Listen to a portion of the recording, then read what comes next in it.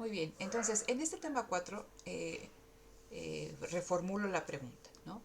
Cuando vemos la teoría de la producción, ¿a qué agente económico estamos revisando?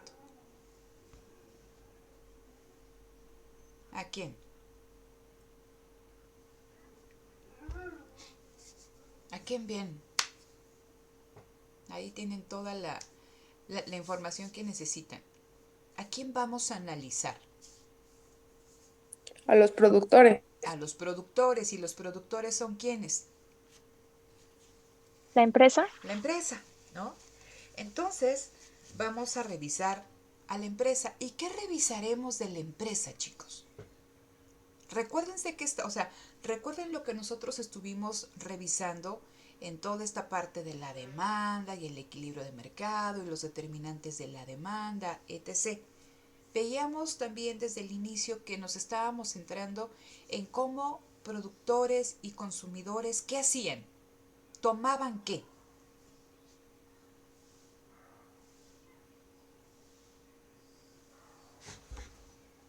Cuando ustedes van a comprar a un centro comercial o cuando los mandan por el súper ahí a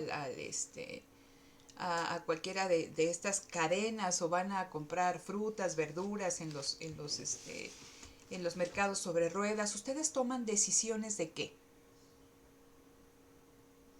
Y ya se los dije, ¿De consumo? de consumo, ¿no? Entonces, los consumidores toman decisiones respecto al consumo de ciertos bienes en función de qué, chicos. ¿Recuerdan todos los determinantes de la demanda? Es el ¿Sí? que... ¿Cuál era el principal determinante de la demanda? El primerito que ustedes consideraban. El El precio, ¿no? precio. El precio, ¿no?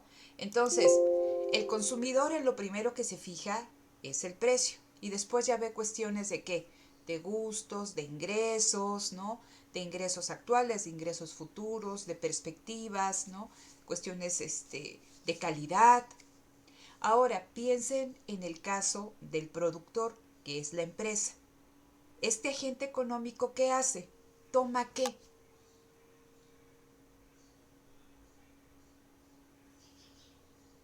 Así como ustedes toman decisiones de consumo, él toma decisiones sobre qué, ¿Sobre qué producir? sobre qué O producir, ¿no?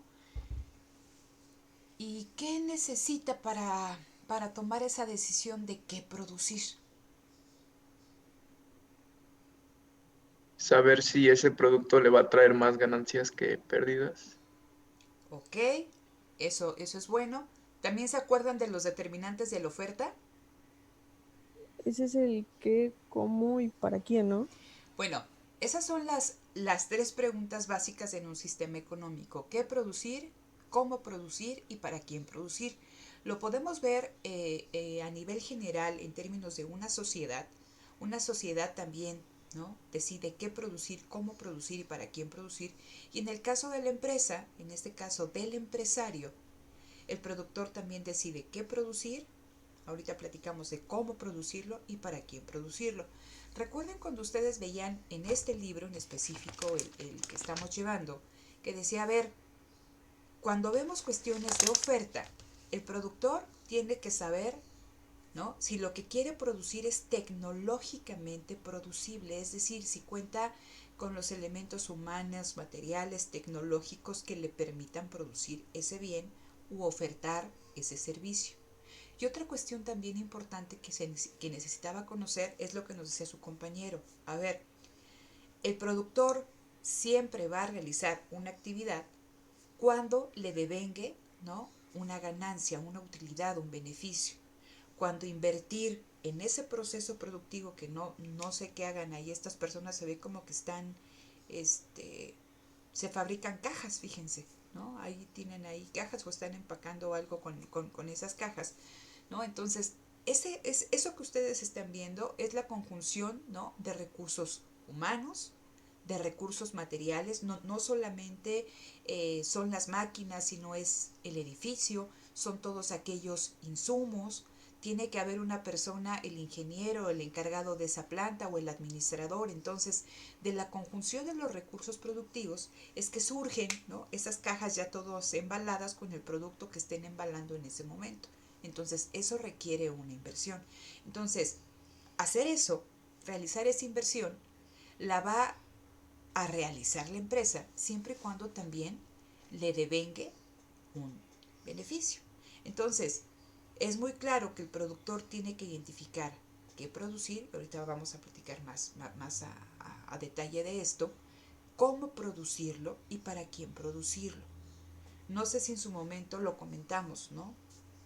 Generalmente nos dicen que las empresas satisfacen necesidades. Sí, una empresa va a satisfacer una necesidad. ¿De quién? De aquel que qué.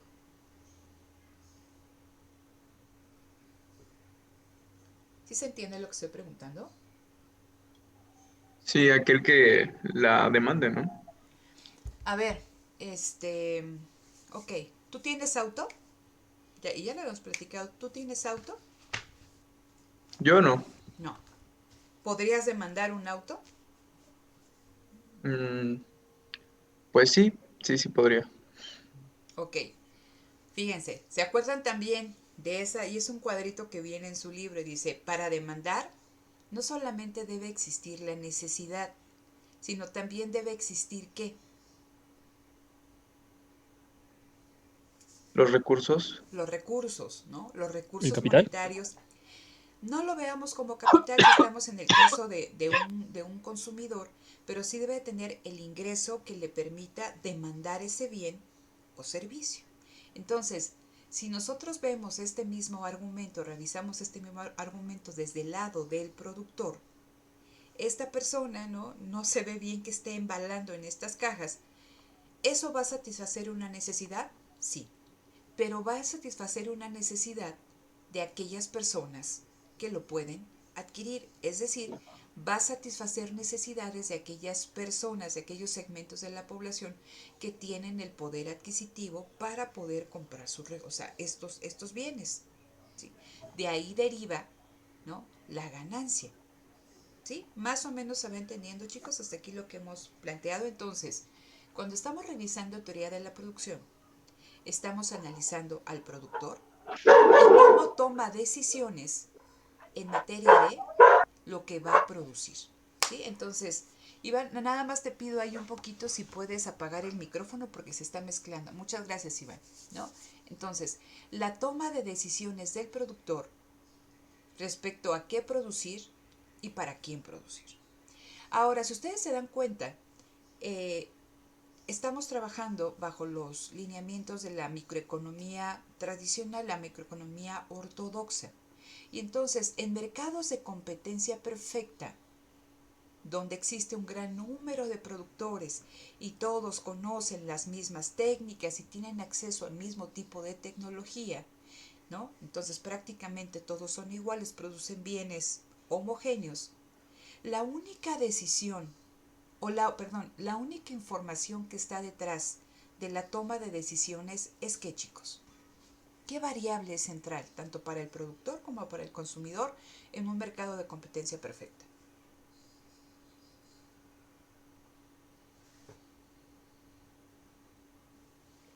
Van al mercado sobre ruedas de Azcapotzalco, su mamá los manda a comprar 1 kilo de jitomate y ven que hay como 15 o 20 puestos que venden jitomate.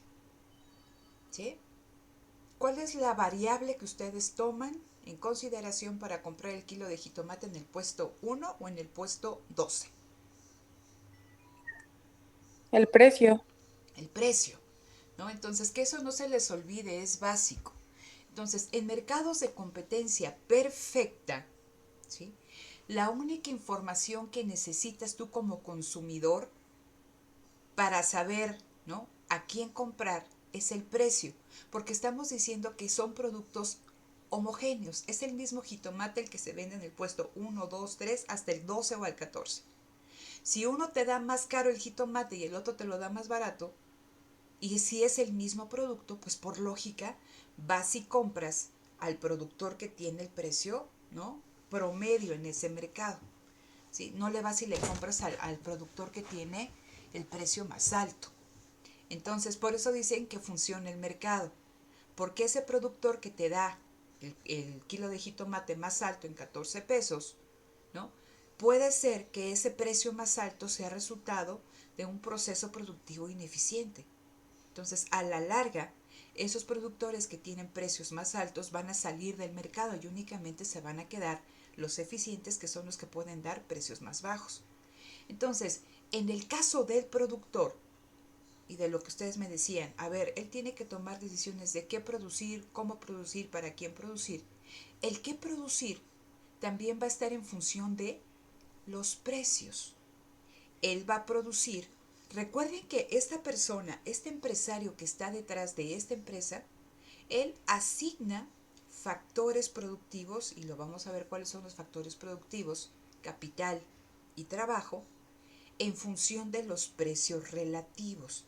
Si se hace más caro el trabajo, ¿no? Invierto más en capital. Si se hace más caro el capital, invierto más en trabajo y hace esa asignación. Y también va a estar muy pendiente de cuáles son los precios en este mercado y va, ¿no?, a irse a aquellas actividades donde los precios sean más altos. Y acuérdense lo que ustedes vieron en sesiones pasadas respecto, imagínense una situación de equilibrio y que aumenta la demanda. Si la demanda se desplaza hacia la derecha, el objetivo, bueno, no, el resultado de ese desplazamiento de la demanda hacia la derecha, sin que cambie la oferta, es que el precio va a subir, ¿no?, y la cantidad intercambiada va a aumentar. Luego entonces, esa mayor demanda va a hacer que los productores migren a esas actividades donde hay una demanda por un determinado tipo de producto, y como esos productores van a llegar poco a poco, esos precios más bajos van a ir disminuyendo a medida que también se desplaza la curva de oferta, que eso ya lo revisamos nosotros. Entonces, esas ganancias extraordinarias porque los precios eran altos, ahorita platicamos cómo sale la ganancia, ¿no? Entonces, poco a poco se van a reducir, ¿no? Pero entonces también las decisiones de producción de este empresario también o sea, tienen o en sus decisiones de producción tiene un papel predominante los precios. ¿Hasta aquí vamos claros, chicos? ¿Tienen alguna duda?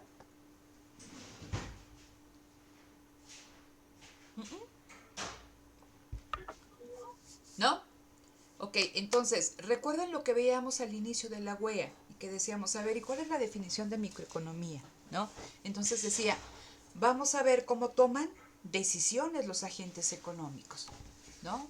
¿Cómo eligen los agentes económicos? Entonces, cuando estamos viendo teoría de la producción, teoría de la empresa, cómo toman sus decisiones de producción el agente económico empresa, ¿no?, que es el productor. Entonces, en esta introducción vamos a hablar de algunas cuestiones básicas. Si ustedes se fijaron, nos dicen el objetivo de la empresa, ¿no?, que opera en un mercado de competencia perfecta es la maximización de beneficios. Entonces, esta empresa va a tratar, ¿no?, que dada una combinación de recursos productivos, se obtenga la máxima producción y los máximos beneficios. ¿Cómo se calculan los beneficios dentro de una empresa?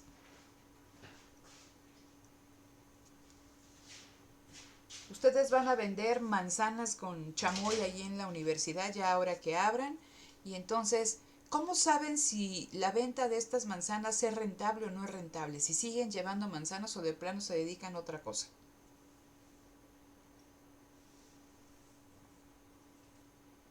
Cuando mi ingreso es mayor que el costo. Tu ingreso es mayor que costo. Ingreso total menos costos totales. ¿Cómo calculas tus ingresos? Ah, Creo que me parece que es precio por cantidad. El precio al que estás vendiendo las manzanas por la cantidad de manzanas que vendes. Entonces eso te va a dar un ingreso a la semana, un ingreso diario. ¿Y los costos totales cómo los calculas?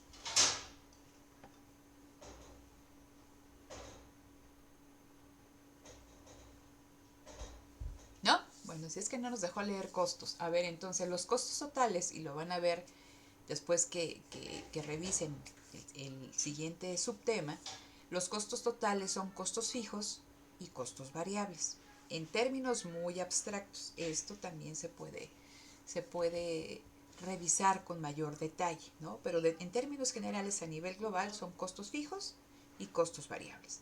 Entonces, si mis ingresos totales que surgen del número de productos que yo vendo multiplicados por el precio son mayores que los costos en los que incurro para producir esa cantidad de producto, obtengo un beneficio.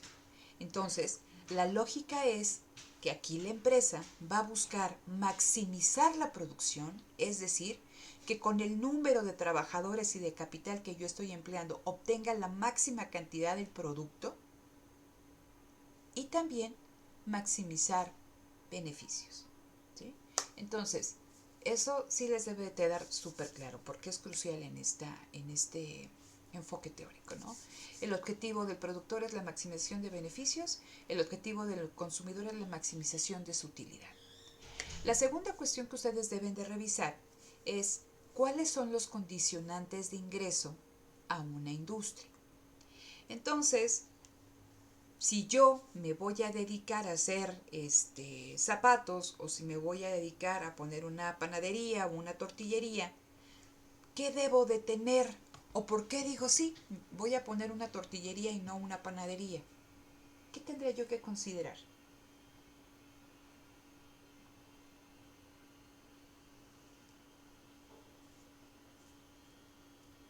¿Será lo mismo que necesito yo para poner una empresa siderúrgica o una empresa que fabrica vidrio plano que poner una panadería, una tortillería? No, lo que se Adelante. tendría que considerar lo que se tendría que considerar según yo es si tengo los medios tecnológicos, ¿no? Si existen, siquiera. Pero antes que los medios tecnológicos, a ver, ¿para ti qué sería más fácil? ¿Adentrarte en la industria siderúrgica o poner una panadería ahí en la colonia donde vives? Pues tendríamos que ver qué es más rentable, ¿no, maestra? ¿A poco? Ok. Tendríamos que ver más rentable. Si te digo, oye, están dos opciones, ¿no? Una te dan igual nivel de rentabilidad, las dos, 10% al año. ¿Le entras a la industria siderúrgica o le entras a hacer panes? Pues me sale más barato el pan, ¿no? Bueno, yo creo que Ojo, la tecnología del pan. ojo Iván, fíjate lo que dije al primer momento. La tasa de ganancia, tanto si pones una empresa en la industria siderúrgica como si pones una empresa en la industria panificadora, te va a dar el mismo rendimiento anual, 10%. ¿Qué te hace tomar una decisión, irte a la industria siderúrgica o irte a la industria de la panificación? ¿Se podría decir la experiencia del productor? O sea, como la experiencia que tiene en ciertos sectores. Fíjense, eso es muy importante, el conocimiento. Generalmente las personas incursionan en actividades en las cuales tienen un conocimiento previo. Es decir, que te interesa, pero que también conoces. Ahí está, no leen, ¿no? Ahí está. Entonces, ¿son importantes las expectativas de rentabilidad? Sí. Las personas, y como decía Iván, pues igual y yo voy a buscar ingresar a algún sector de la actividad económica donde haya, ¿no?, niveles de rentabilidad altos. Pero también viene una cuestión importante, el conocimiento que requieres para entrar a esa actividad económica. Entonces, quizá es más sencillo hacer pan que hacer ¿cómo se llama? Acero laminado, porque requieres un determinado tipo de conocimiento respecto a la calidad del acero, al nivel ¿cómo se llama? A los grados de calor que se necesitan para fundirlo, que se necesita una maquinaria espacial, o sea, que la debes, o sea, no solamente comprar, sino que debes de tener el conocimiento para poder operarla, no tú, simplemente para que tú indiques cómo se tiene que operar esa maquinaria, ¿no? cómo la laminas, entonces eso requiere un conocimiento bien específico. Y no estoy demeritando el pan, pero dices, bueno, ¿no? Que también requiere un conocimiento específico.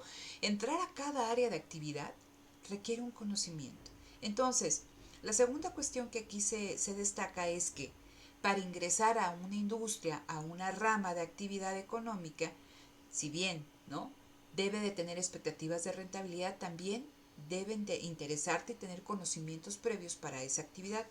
Una de las cuestiones centrales aquí en los planteamientos de la microeconomía ortodoxa es que en competencia perfecta nos dicen hay libre entrada y salida a cualquier industria, a cualquier actividad, sea la industria panificadora, sea en la industria del zapato, sea en la industria de fabricación de equipo de transporte, industria química, industria petroquímica, los subsectores que le entregan las ramas de actividad.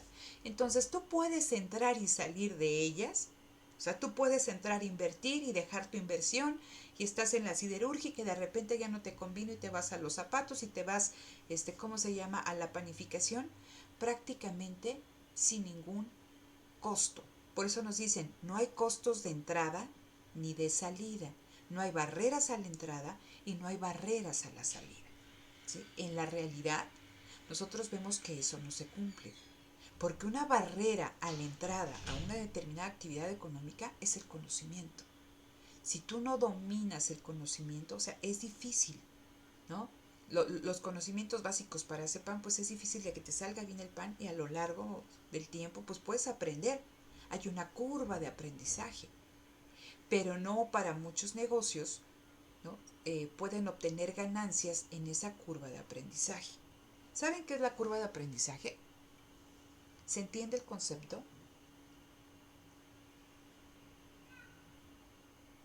¿O no?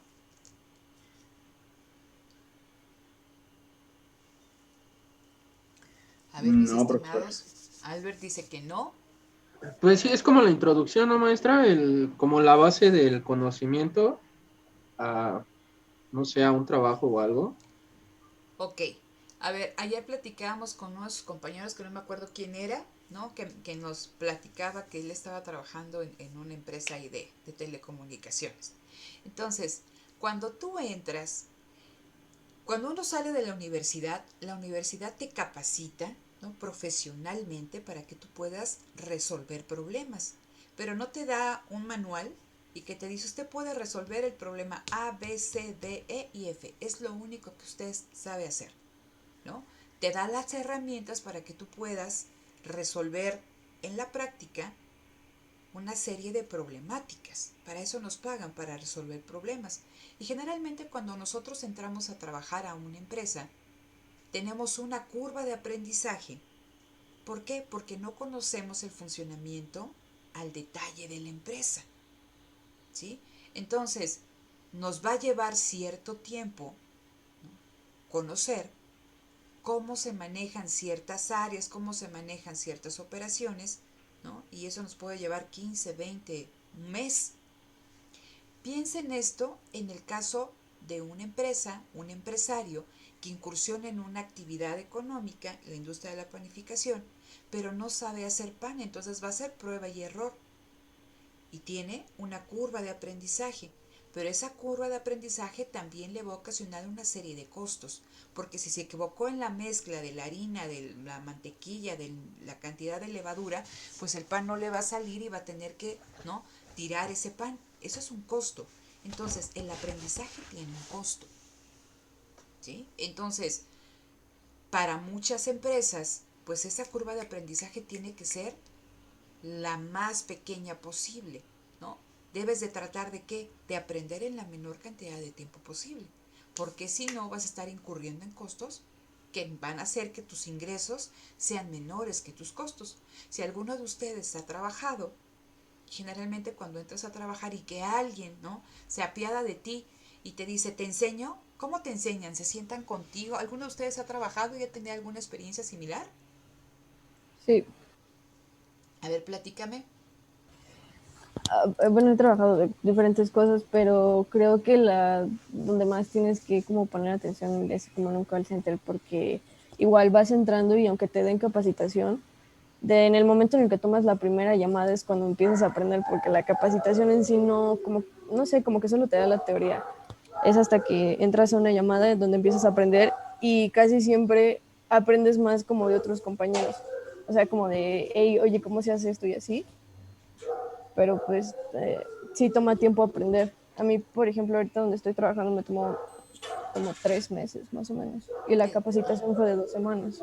Ok, entonces en la capacitación, Natalie, como dice Natalie, ¿no? Te la dan en 2 semanas, pero uno aprende en tiempo real. Y es interesante el caso que ella nos dice de un call center, porque en un call center pues estás pero en una presión tremenda, ¿no? Los ritmos de trabajo son intensos. Entonces, imagínense que Natalie no aprende, o sea, no sabe algo y le pregunta al de al lado, se va a sentar contigo, se va a tomar un café, te lo va a explicar ahí con lápiz y papel, o sea, tú estás ahí cachando, ¿sí? Entonces, si alguien se apiada de ti y te explica, es rápido. Y entonces tienes que aprender, tienes que hacer que tu curva de aprendizaje sea, ¿no?, lo más pequeña posible. Es decir, que puedas aprender a absorber información lo más rápido posible porque eso genera costos. Imagínense si Natalie no hubiera logrado aprender y todavía en este momento, dice que le tomó 3 meses, más o menos, ¿no? Pero si después de ese tiempo sigue sin dar buenos resultados y sigue aprendiendo, pues para Natalie dice, pues está bien porque sigue aprendiendo, pero no para el dueño de la empresa para la que está trabajando, porque no es productiva, ¿sí? Entonces, es simplemente para que ustedes vayan haciendo como que estos cruces entre lo que me dice la teoría, ¿no?, en un mercado de competencia perfecta y lo que yo veo en la realidad, ¿no? Que tengan como que estas vertientes críticas. La siguiente cuestión que aquí nos hablan es de que la cantidad producida y el precio va a estar en función de la estructura de mercado. Entonces, esto ustedes lo van a entender con mayor detalle cuando revisemos las estructuras de mercado, que lo vamos a ver ya en la próxima semana. Pero cuando vemos esto de la cantidad producida y el precio están en función de la estructura de mercado, partamos siempre de competencia perfecta. Y en competencia perfecta, recuerden que este productor es uno entre un montón de productores que llevan al mercado el mismo bien homogéneo y por lo tanto la cantidad que pueden producir es pequeña. ¿Por qué?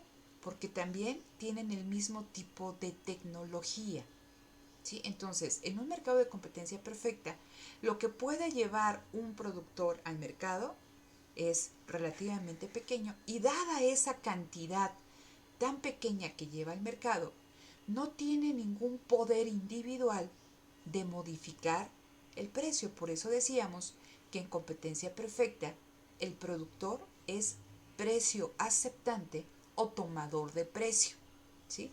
Por mucho entonces que Albert quiera vender ahí en el sobre ruedas de Azcapotzalco, ¿no?, el kilo de jitomate a 40 pesos, si todos lo están vendiendo a 30, pues no va a poder venderlo.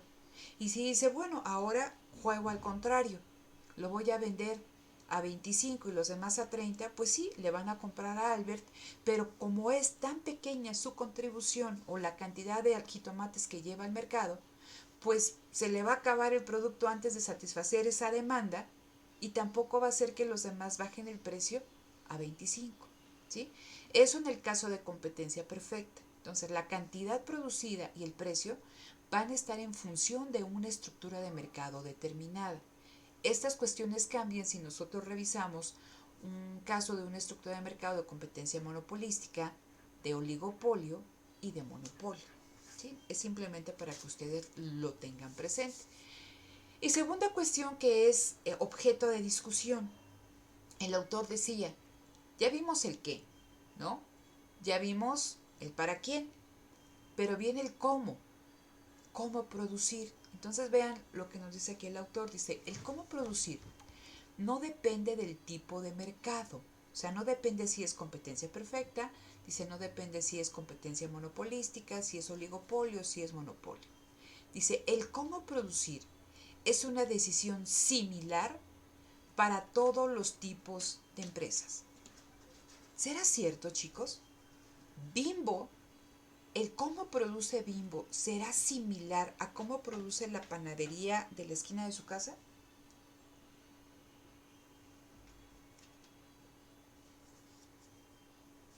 pues No, no. no es similar. ¿En qué difiere? A ver, Albert, que vi que tenías abierto el micrófono. ¿En qué difiere? En la tecnología, en los medios de producción que tiene Bimbo y los medios de producción que puede tener la tiendita de la esquina. En los medios de producción que tiene Bimbo en la tecnología, una de las cuestiones aquí centrales es que se supone que todas las empresas, sean chiquitas, micro, pequeñas, medianas, grandotas y requete grandototas, tienen el mismo o tienen acceso al mismo tipo de tecnología. Y aquí me dicen, es similar, lo cual en la realidad eso no es cierto. Producen pan, si ustedes ven ahí que entran a la panadería de confianza y compran una mantecada, y va a ser una mantecada que también te vende esta empresa grandotota internacional, pero la forma de producir, el cómo se produce, no es similar, ¿sí? Porque el otro opera a grandes niveles con una tecnología súper avanzada a la cual no tienen acceso esos productores chiquititos, ¿no? O sea, micro, que son las panaderías de los barrios, de las colonias, ¿no? Entonces, el cómo producir no es igual para todas las empresas, ¿no? El cómo producir va a cambiar dependiendo si es una empresa pequeña o un gran corporativo. Entonces, esto es importante que ustedes lo tengan claro. ¿Por qué? Porque esto va a tener un efecto en el precio. ¿Sí? Entonces, no es lo mismo que esta empresota puede producir esas mantecadas, o sea, que las produce por millones, ¿no? Y que le sale a peso la mantecada y que las vende a 10, entonces tiene un margen de ganancia de 9. Pero imagínense esta empresita que trabaja ahí, ¿cómo se llama? Con un hornito y que contrata a los 2, 3 panaderos, pues igual el costo unitario de la mantecada es de 6 pesos y la da a 10, el margen de ganancia es distinto, son 4 pesos. Entonces la tecnología, el cómo produces, te va a dar, ¿no?, resultados distintos en términos también de costos. Si bien es cierto que esta tecnología que utilizan las empresas grandototas también es mucho más cara, se va a prorratear, se va a dividir entre un mayor número, ¿no?, de unidades producidas y por tanto los costos caen. Esto lo van a entender un poquito más cuando veamos esta parte de costos, ¿no? Pero sí es importante que les quede claro que que no todas las empresas producen de la misma manera, ¿no? Esto de que no sé, que la decisión es similar, el cómo producir, híjole, ¿no? Aquí hay cuestiones a discutir. Y también llegamos a esta cuestión que les llamaba tanto la atención del corto y del largo plazo. El corto y el largo plazo lo vamos a ver tanto en el ámbito de la producción como en el ámbito de los costos.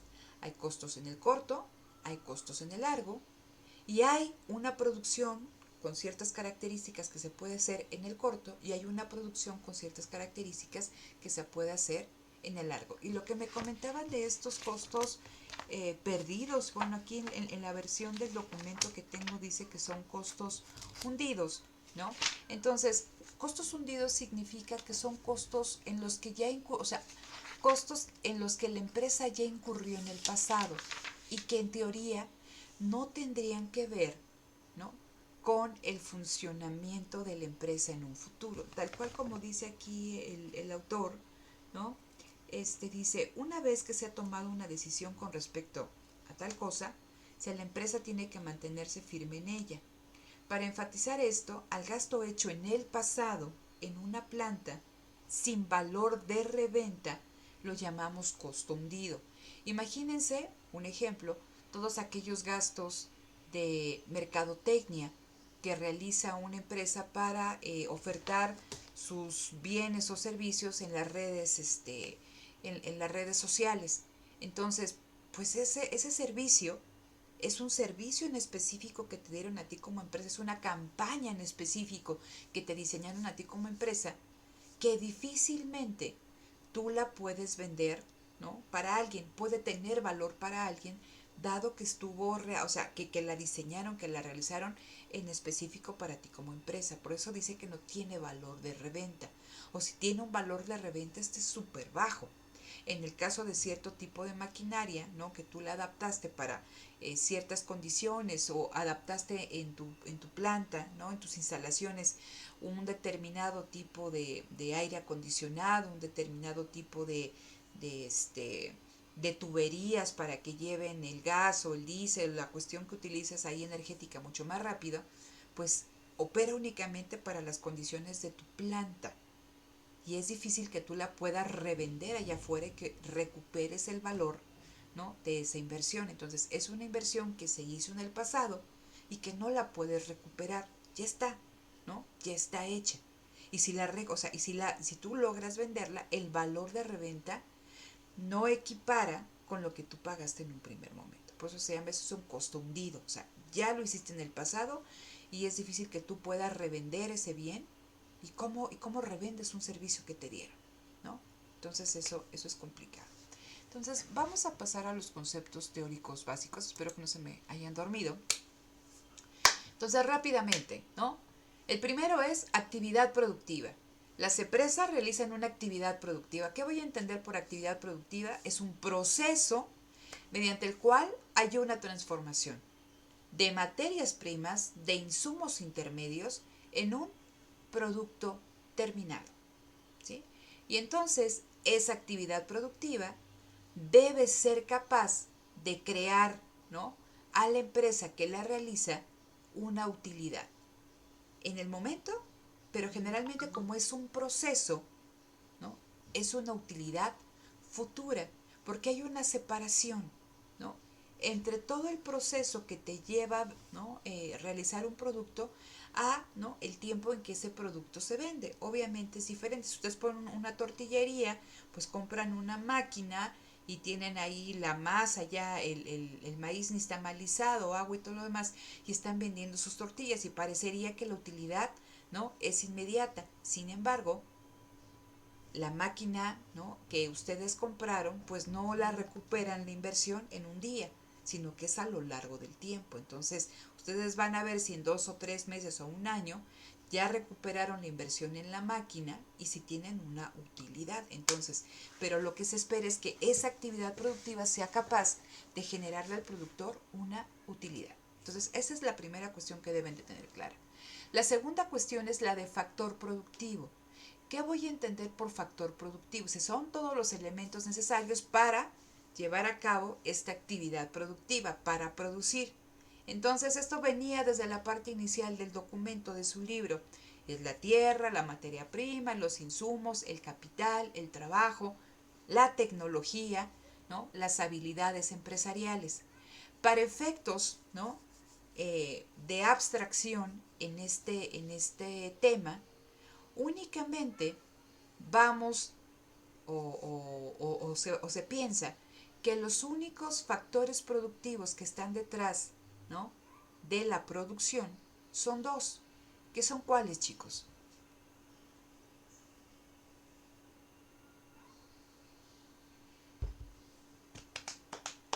¿Cuáles son los dos factores productivos? Hablen, porque si no está medio complicado dar aquí clase Tierra y a trabajo. puros cuadritos. Tierra y trabajo no. Perdón, factores productivos ¿para qué, profesora? Para producir.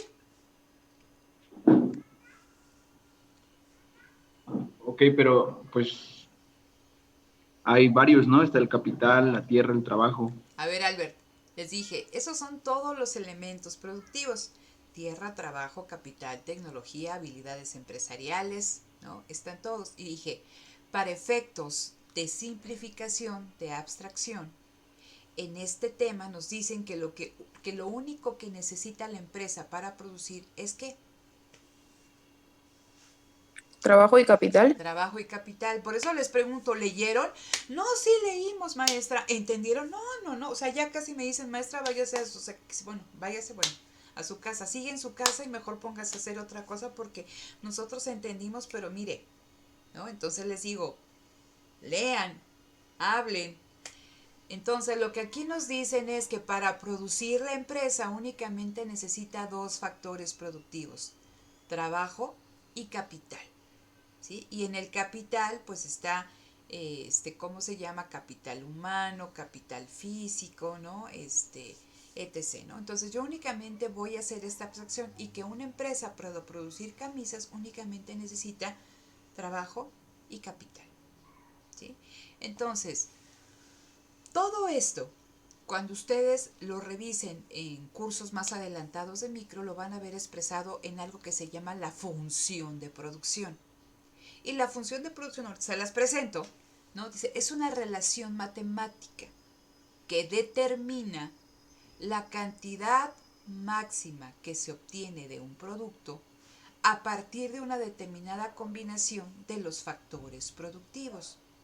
En palabras más sencillas, esta relación matemática determina la cantidad máxima que yo obtengo de un producto a partir de que yo combine distintas cantidades de capital y de trabajo, ¿sí? Entonces, ¿qué les debe de llamar la atención de este concepto? Determina la cantidad máxima, ¿sí? Entonces se busca que dada la combinación de capital y trabajo que se emplee dentro de la empresa, la producción obtenida sea la máxima, ¿sale? Entonces, ahora aquí hay una cuestión que va a hacer mayor alusión a lo que ustedes preguntaban del corto y del largo plazo. Vamos a tener funciones de producción a corto y vamos a tener funciones de producción a largo. ¿Y cómo voy a saber si una función de producción es de corto plazo o de largo plazo? Depende de los factores productivos. Entonces, ahorita se los voy a enseñar. Primero, ¿qué entiendo por corto plazo? Son plazos de un año o menos de un año, ¿sí? En términos de temporalidad. Ahora, en el corto plazo es un periodo de tiempo en el que la empresa no puede ajustarse totalmente a los cambios en las condiciones del mercado. Vuelvo a leer, el corto plazo es un periodo de tiempo en el que la empresa no puede ajustarse totalmente a los cambios en las condiciones del mercado, por lo que existen factores fijos y factores variables. Imagínense una empresa, y cuando digo de empresa porque hay empresas chiquititas a verdaderos monstruos, imagínense ustedes estas changarritos que están muchos ahí sobre la calle, generalmente, donde venden flores, ¿no? Y que ahorita que pasó el 14 de febrero, ¿no? Generalmente ahí venden rosas y todas estas cuestiones porque se acostumbra a regalar flores en el 14 de febrero. O bien, ¿no? Que también venden todos estos arreglos florales el 10 de mayo, porque todos llegamos ahí con nuestras mamás a darles ¿cómo se llama? Un arreglo floral. Entonces, imaginen ya sea que 10 de mayo, 14 de febrero, y esa persona el año pasado vendió 50 ramos de rosas, ¿no? ¿Qué supondrían ustedes? Dicen, bueno, pues yo creo que voy a vender 50 ramos de rosas. Me llevo 55, por si hay más, ¿no? Hay una mayor demanda. Pero ¿qué pasa? O sea, ustedes imagínense que son los dueños de ese changarrito que vende rosas y otras flores, ¿no? Vendieron 50 ramos el año pasado, ahora llevan 55 o 60, ¿no? Ramos de rosas. ¿Qué pasa si, no?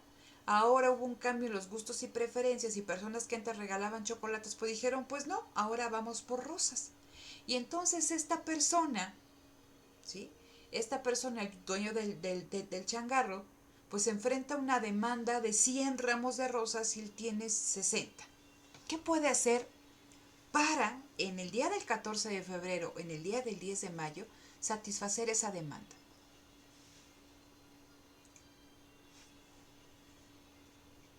¿Qué harían ustedes?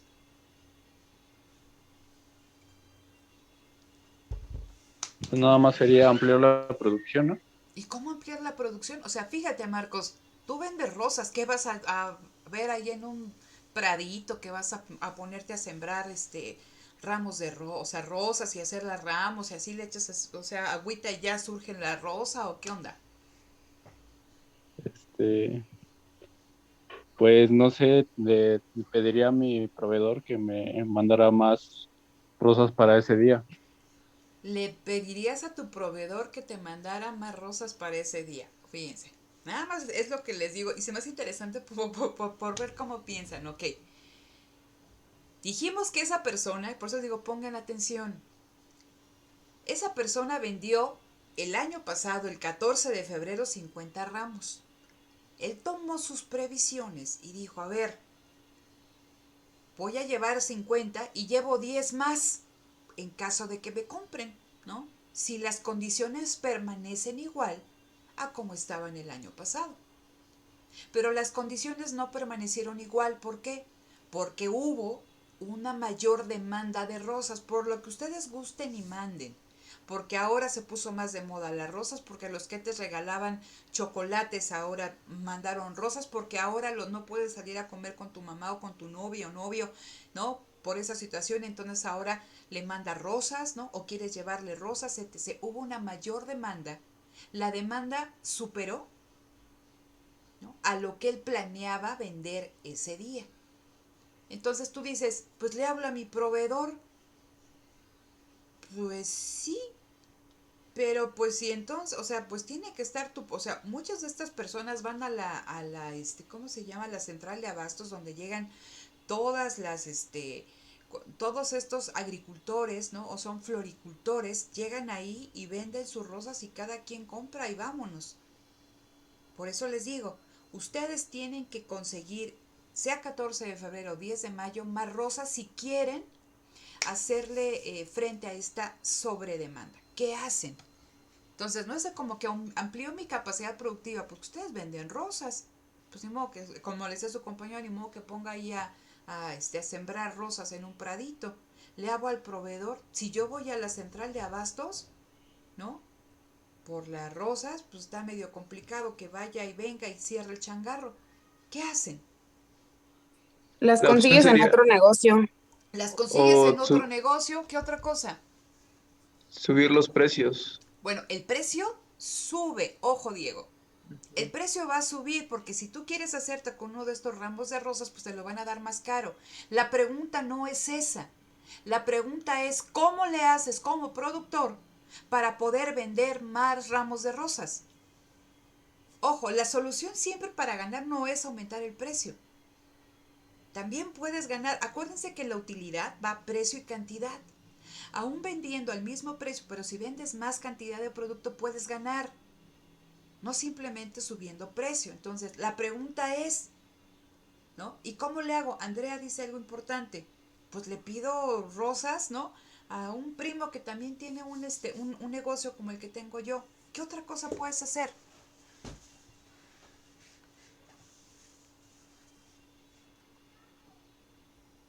¿Nada más o no?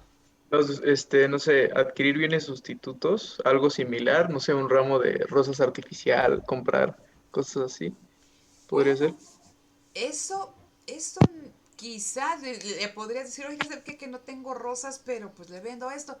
Pero a ver, la situación aquí es la siguiente, ¿no? Si ustedes se dan Profesora, cuenta, dime, tal vez sea producir tus propias rosas. ¿y a Yo tenga poco, que producir mis propias rosas y a para... poco ese día te pones a Ajá. producir tus propias rosas? Bueno, si ahora que estoy viendo que vendo más, tal vez un año antes me prevengo y empiezo a producir yo mis rosas, yo supongo. Bueno, como tú dices, pues bueno, pero estamos hablando del corto plazo. Entonces, lo que yo quiero que ustedes Ah, se ok. den cuenta, ¿no? Gracias, Alejandro. Lo que yo quiero que ustedes se den cuenta, que en el corto plazo existen cosas. Si yo quiero aumentar la producción, ¿no?, mi venta, ¿no?, en este caso de ramos de rosas, si enfrento una demanda mayor que lo que yo planeaba vender, son pocas las cosas que puedo hacer. La solución que dijo Andrea, pues es lo más viable. Le pregunto a un compadre, un amigo que tenga, oye, ¿sabes qué estás vendiendo? Pues pásame unos 10 ramos y quizá, ¿no?, haciendo estos tejes y manejes, pues puedo conseguir 20 ramos más. Pero, pues no, o sea, no puedo, o sea, cubrir esa demanda, ¿no? Ahora, ¿qué pasa en el largo plazo? Como me decía Alejandro, bueno, pues si yo ya vi que, ¿no?, tuve una demanda, bueno, prever, o sea, yo puedo prever y digo, pues igual y me conviene Les estoy diciendo, piensen en la persona que está vendiendo los ramos de rosas. Es bien difícil que yo diga, también me voy a hacer floricultor, ¿no? O sea, porque hacerte floricultor significa que tienes un terreno muy grande, en el caso de las rosas que son muchas rosas de invernadero, ¿no? Si han visto los invernaderos que están así con un plástico especial, con luces y eso es caro, ¿no? Entonces no creo que una persona que vende flores ahí en la esquina de la colonia va a decir, ahora voy a ser floricultor. Pero, ¿no? Puede ser, me prevengo y traigo más, o tengo unos ciertos ramos de rosas ahí míos, ¿no? Con otros productos, o sea, con otros vendedores de rosas, ¿no? Eso lo puedes planear. La cuestión aquí es la diferencia entre el corto y el largo plazo. Ese ejemplo que los puse es de una empresa, o sea, una empresita, ¿no? Que vende flores, pero piénsele a un proceso productivo mucho más complejo, como la fabricación de maquinaria, ¿no? Como la industria petroquímica. La situación es similar. Yo necesito una cantidad de insumos, yo necesito una planta donde producir, yo necesito una determinada cantidad de máquinas. Lo teníamos aquí en nuestra primera diapositiva, ¿sí? Esta empresa va a llevar al mercado una determinada cantidad de productos, nos dicen ahí, en función de la estructura de mercado que predomine, pero para llevar esa determinada cantidad de productos, ellos estiman o consideran la demanda pasada que han tenido y una ligera fluctuación. ¿Qué pasa si esta empresa enfrenta una mayor demanda del bien que ellos vendan? Pues que tendrían que encargar, ¿no?, más materia prima, más insumos, quizá si la demanda es muy alta, ¿no?, pues cambiar, o sea, tener una máquina adicional o una planta más grande. La situación es que en el corto plazo pocas cosas se pueden modificar, ¿sí? Por eso dice, corto plazo es un periodo de tiempo en el que la empresa no puede ajustarse totalmente a los cambios en las condiciones del mercado, por lo que existen factores fijos y factores variables, ¿sí? Entonces, en el largo plazo, ¿qué pase con lo que ustedes me dijeron? No, pues, no, maestra, pues ahí se podría hacer A, B, C. Sí, en el largo plazo no existen factores fijos. La empresa tiene la capacidad para adecuarse a los cambios que afectan a la demanda en su producto. Entonces, esta persona, en el largo plazo, para el próximo año, no para el 14 de febrero, para el 10 de mayo de este año 2021, sino ya pasó el 14 de febrero y tuve una sobredemanda, dice, ahora se viene 10 de mayo. Tengo un lapso que me va a permitir a mí que adecuarme a los cambios en la demanda de mi producto. Y si estos cambios, ¿no?, se vuelven a repetir el 10 de mayo y que hay una gran cantidad de demanda de flores, pues igual para tener yo también en mi negocio todos estos ramos de rosas o de flores, pues necesito ampliar el changarro. Y eso no lo puedes hacer de un día a otro. Te lleva tiempo. Entonces, un factor fijo, ¿no?, es este changarrito de metal. Entonces, debe de pasar cierto tiempo para que tú puedas, ¿qué?, mandarlo a fabricar y que tengas el dinero para pagarlo. Entonces, si se entiende la diferencia entre corto plazo y en el largo plazo. En el corto plazo, la empresa, para adecuarse a estos cambios en la demanda, puede hacer cosas pero limitadas. En el largo plazo, puede implementar todos, ¿no?, o tiene la capacidad para adecuarse a los cambios que afectan a la demanda de su producto. ¿Sí se entiende estas cuestiones, chicos, hasta aquí? Sí, sí se entiende, profesora. ¿Sí? Entonces vean, estamos hablando de decisiones. Dice, hay un marco temporal de las decisiones de oferta. En el corto plazo, ¿cuáles van a ser mis factores fijos? El capital, la tierra y las habilidades empresariales. Dice, y a todos esos factores los vamos a denominar planta. De manera general en el libro se habla, ¿no?, que los factores fijos o el factor fijo por excelencia en el corto plazo es el capital. Pero ahí, ¿no?, o sea, es tierra, son insumos, habilidades empresariales, etc. Imagínense que de repente, pues no les funciona el CEO de tu empresa, ¿no? Y entonces vas a empezar a hacer un proceso de selección porque necesitas una persona con tal, con cual y X característica. No es de que la pongas el anuncio ahí en el esto, en el ovaciones o ahí en el en la alarma y que al otro día te llegue un directivo con las características que tú quieres. Toma tiempo. ¿Sí? Entonces, en el corto plazo, el factor fijo va a ser el capital. ¿Y cuál es el factor variable? Imagínense esta empresa. Entonces, tiene cambios en su demanda. Es complicado, ¿no? Estar cambiando toda esta instalación industrial, hacerse de otra máquina, que vayan y que la pongan, encontrar un edificio donde ponerla, ¿no?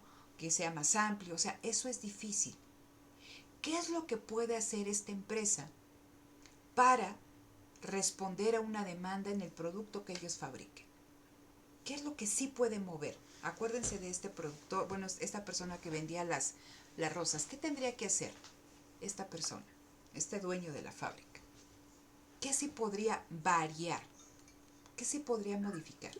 Ya sé que Los Sería trabajadores. los sí, los trabajadores, trabajadores. entonces puedo decir, a ver, ahí vemos a 1, 2, 3, 4, ya como en el fondo se ve como 5, se ven como 5. Imagínense que ahí trabajan 10 personas y que trabajan un turno, ¿sí? Entonces dicen, oye, pero es que no se ve ni qué venden. Imagínense que es aceite de oliva, ¿no? Envasan aceite de oliva. Entonces están enfrentando una demanda mayor de aceite de oliva que lo que ellos producen. Dice, a ver, entonces no puedo cambiar mi instalación y me puedo ir a una planta más grande, ni ¿qué hago? Pues entonces voy a intensificar, ¿no?, el uso de lo que yo tengo. Si yo tengo un turno, pues ahora hago 3 turnos. Y en esos 3 turnos voy a tener a 10 trabajadores en cada turno. Entonces, lo que nos dicen aquí que en el marco temporal de las decisiones de oferta, el factor fijo es la planta, este capital. Pero lo que nosotros podemos hacer para aumentar, y por eso decía aquí, para aumentar la producción, y la producción se va a aumentar porque hay una demanda más alta, es incrementar el factor variable. Entonces, si una empresa en el corto plazo enfrenta una demanda mayor que lo que ella estaba acostumbrada a llevar al mercado, para aumentar la producción que satisfaga este aumento en la demanda, la única opción que tiene es incrementar el factor variable, y este factor variable es el trabajo, ¿sí? El trabajo y también el grado de intensificación o intensificar el uso de este trabajo. ¿Sí se entiende esta cuestión, chicos? Sí, maestro. ¿Sí? Entonces, una cuestión que resalta mucho el autor, ojo, ¿qué tan fácil se revierten las decisiones que toma la empresa? Dice, pues en el corto plazo, pues dado que nada más involucra contratar a más trabajadores, pues esta decisión se revierte con facilidad, porque yo, así como los contraté, también los puedo, ¿qué? Pues despedir. Y entonces dije, bueno, tenía yo 3 turnos, pues igual y me equivoqué al hacer 3 turnos, pues me quedo con 2 y despido a 10 trabajadores, ¿no? Entonces, los costos de estas decisiones no son tan onerosos para la empresa. ¿Queda claro el corto plazo? Entonces, en el corto plazo, el factor fijo es el capital, la planta. El factor variable es el trabajo. Si yo quiero aumentar la producción ante aumentos en mi demanda, contrato una mayor cantidad de trabajo o intensifico su uso. Y esta decisión se puede revertir con facilidad. ¿Qué pasa en el largo plazo? ¿Existen factores fijos? ¿Qué dice ahí? Tierra y habilidades empresariales. Mande. Los factores fijos. En el largo plazo, ¿existen factores fijos, Albert? Pues dice que no. Pues dice que no, pero ¿tú qué piensas? Pues En yo el digo que largo sí. plazo, fíjate, dijimos que esta empresa vendía 500,000 cajas y ahora le están demandando 1,000,000. Entonces, está complicado, ¿no?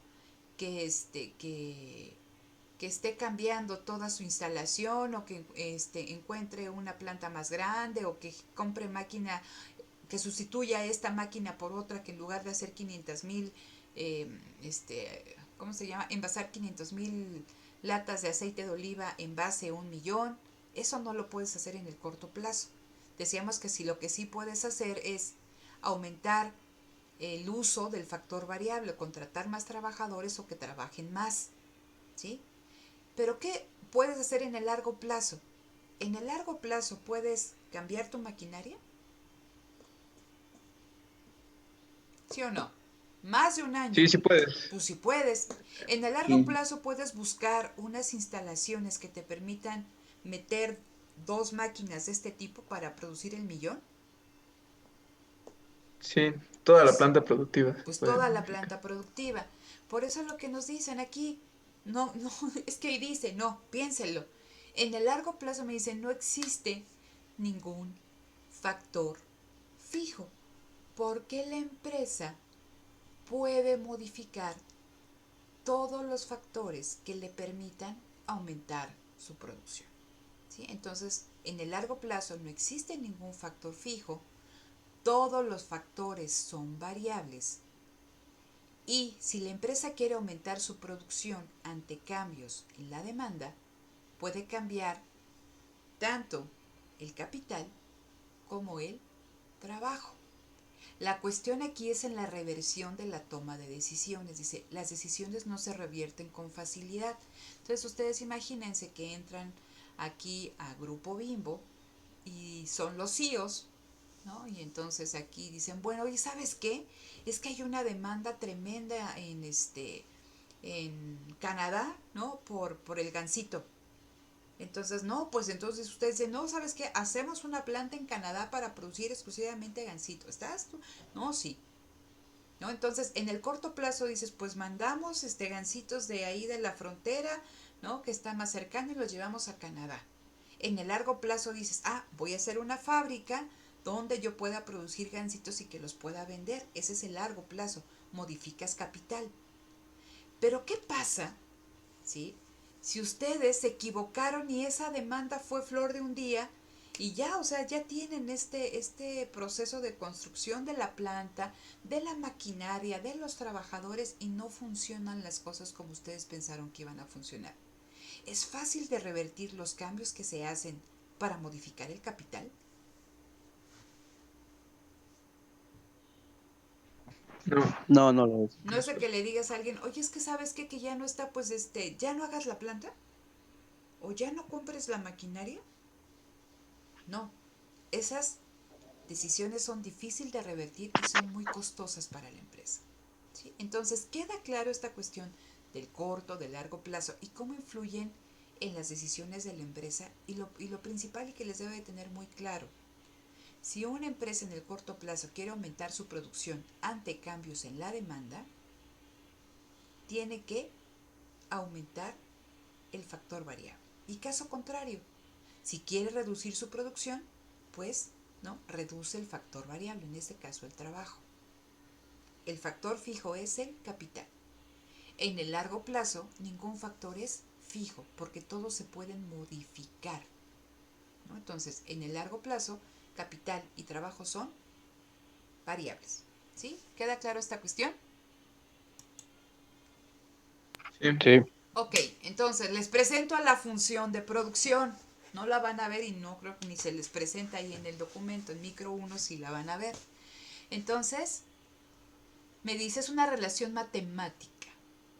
Aquí tengo Q que significa producción y me dicen la producción está en función de el capital, que es esta acá, con un signo ahí, con una barra, ¿no? Horizontal y de L. Entonces, lo que produzca una empresa va a estar en función de la cantidad de capital que posea y también de la cantidad de trabajo. Pero dijimos nosotros que en el corto plazo uno de estos factores es fijo. ¿Cuál es?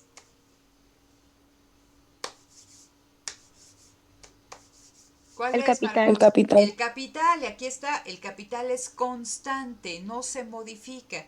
Esa es la razón de que el capital tenga esa barrita horizontal encima. Entonces, ¿no? Dice, si se consideran los dos factores variables, que es el caso de la función de producción que se presenta en verde, esa es una función de corto o de largo plazo. Pues es de largo plazo. ¿Por qué? Porque ninguno tiene la barrita de constante. Entonces, eso me dice que la producción de una empresa en el largo plazo puede aumentar modificando tanto la cantidad de capital como la cantidad de trabajo. ¿Sí? Regresemos a esta función de producción en rojo.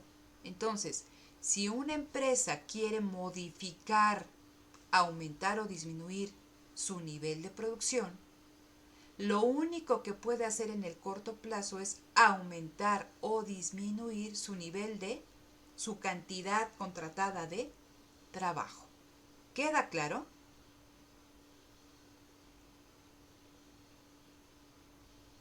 Sí. ¿Sí? Bueno, Andrea dice que sí. ¿Los demás, chicos? Sí, maestra. Ok. Entonces vamos a estar nosotros trabajando con esta función de producción de corto plazo. Esta función de producción de largo plazo con dos factores variables ya la ven en micro 1, creo yo. Micro 1, micro 2, ¿no? Pero si ustedes se dan cuenta, en el libro jamás les ponen la función de producción. Aquí únicamente, como les comenté el día de ayer, pues se trabajan con nociones muy básicas, ¿no? De estos temas. Entonces, la restricción que voy a tener en el corto plazo se le llama la restricción tecnológica, y es esta restricción que porque yo no puedo modificar la cantidad ni la calidad del capital, ¿vale? Entonces, ahí en el recuadro azul dice, a la relación entre la producción y la cantidad de trabajo empleada, ¿no? Esta relación entre el nivel de producción y la cantidad de trabajo empleada se va a describir en tres conceptos, ¿no? Que fueron los que les pedí también que revisaran. El primero es el producto total. Y me dicen, el producto total, y aquí viene nuevamente esta cuestión de maximizar la producción, maximizar el beneficio, dice, es la producción máxima que se puede generar con una cantidad de trabajo determinada. Entonces, si yo soy una empresa y contrato un trabajador, mi producto total para que sea una producción eficiente debe ser lo máximo que ese trabajador me pueda generar, ¿no? En una hora de trabajo o en un día de trabajo, ¿sí? Siempre se va a estar buscando la producción máxima que se pueda generar con una cantidad de trabajo determinada. Si ustedes se dan cuenta, cuando hablamos del producto total, del producto medio, del producto marginal, siempre me hablan de cantidad de trabajo determinada, cantidad de trabajo, cantidad de trabajo. ¿Por qué? Por lo que acabamos de platicar, que en el corto plazo la producción únicamente depende de la cantidad de trabajo. ¿Sale? Entonces, producto total, producción máxima que se puede generar con una cantidad de trabajo determinada. Producto medio, dice, es el producto total dividido entre la cantidad de trabajo empleado.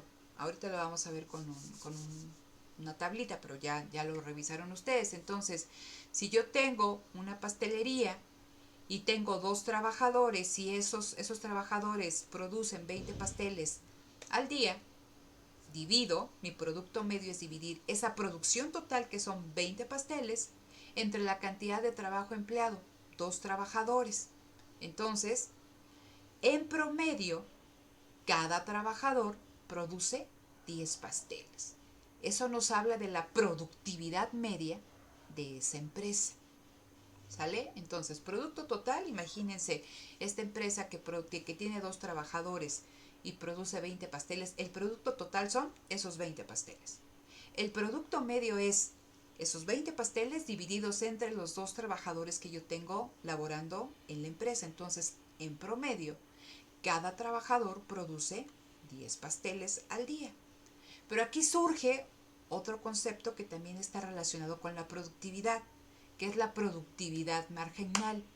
Dice, es el aumento en el producto total como resultado de aumentar en una unidad la cantidad de trabajo empleado.